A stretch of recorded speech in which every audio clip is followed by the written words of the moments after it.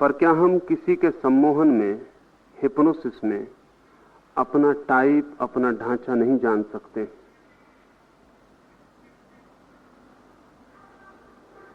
क्या सम्मोहन का प्रयोग साधना के लिए खतरनाक भी हो सकता है?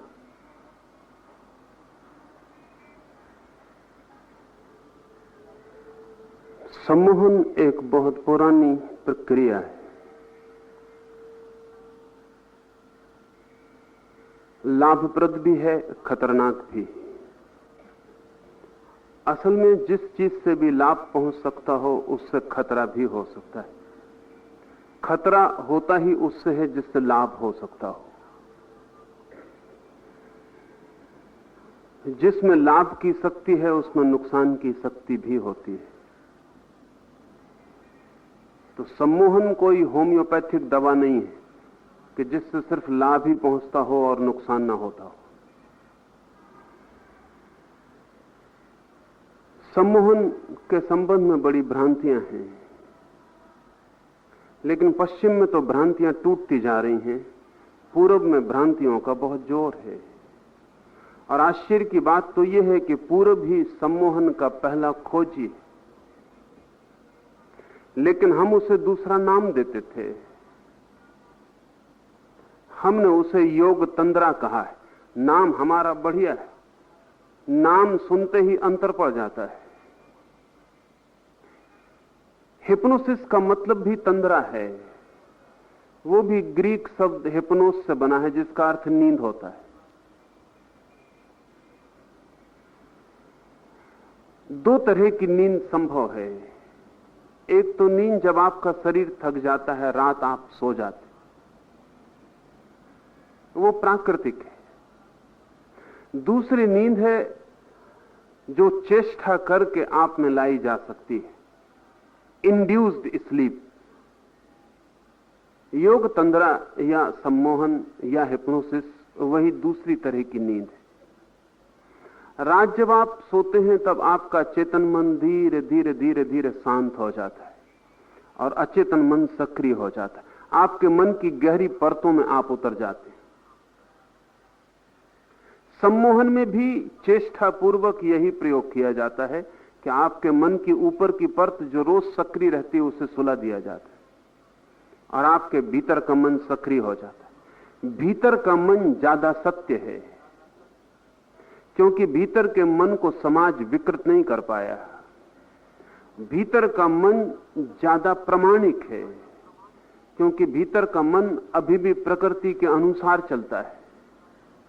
भीतर के मन में कोई पाखंड, कोई धोखा, भीतर के मन में कोई संदेह, कोई शक सुबह कुछ भी नहीं है। भीतर का मन एकदम निर्दोष है।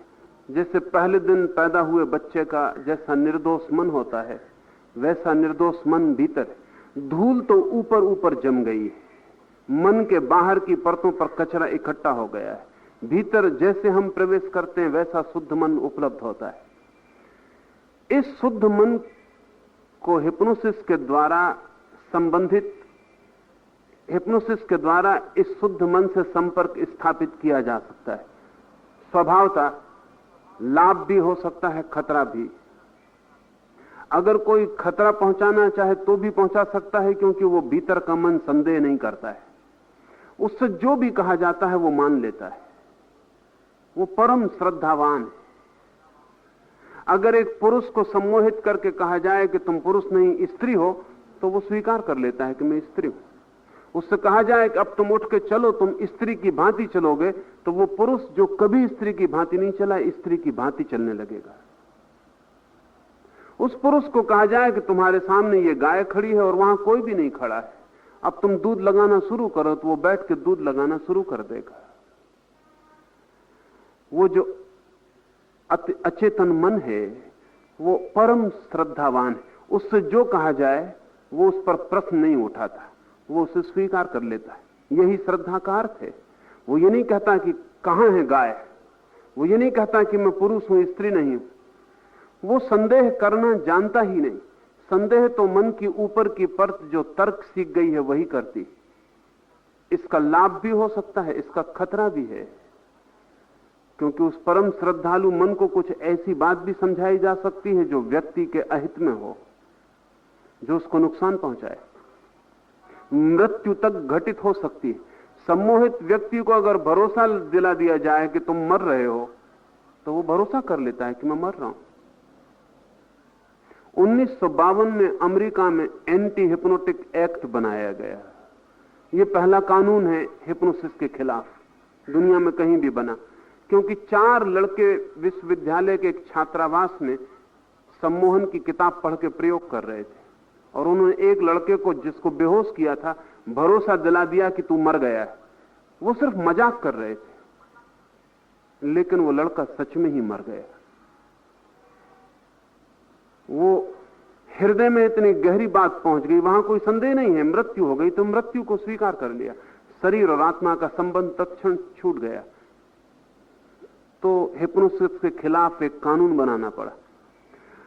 अगर मृत्यु तक पे भरोसा हो सकता है, तो फिर किसी भी चीज पे भरोसा हो सकता है। तो सम्मोहन का लाभ भी उठाया जा सकता है।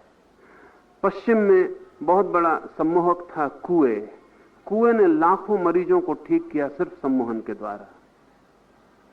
अब तक दुनिया का कोई चिकित्सक किसी भी चिकित्सा पद्धति से इतने मरीज ठीक नहीं कर सका है जितना कुएं ने सिर्फ सम्मोहन से किया।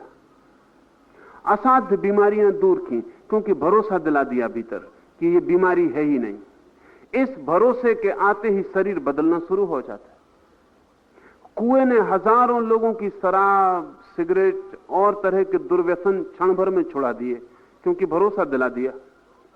मन को गहरे में भरोसा आ जाए तो शरीर तक परिणाम होने शुरू हो जाते, तो लाभ भी हो सकता है। अगर आपको ध्यान नहीं लगता है, सम्मोहन में अगर आपको सुझाव दे दिया जाए, दूसरे दिन से ही आपका ध्यान लगना गहरा हो जाएगा। आप प्रार्थना करते हैं लेकिन व्यर्थ के विचार आते हैं। सम्मोहन में कह दिया जाए कि प्रार्थना के क्षण में कोई भी विचार ना आएंगे, तो प्रार्थना आपकी परम शांत और आनंदपूर्ण हो जाएगी, कोई विचार का विघ्न ना रह जाएगा। आपकी साधना में सहयोग पहुंचाया जा सकता है।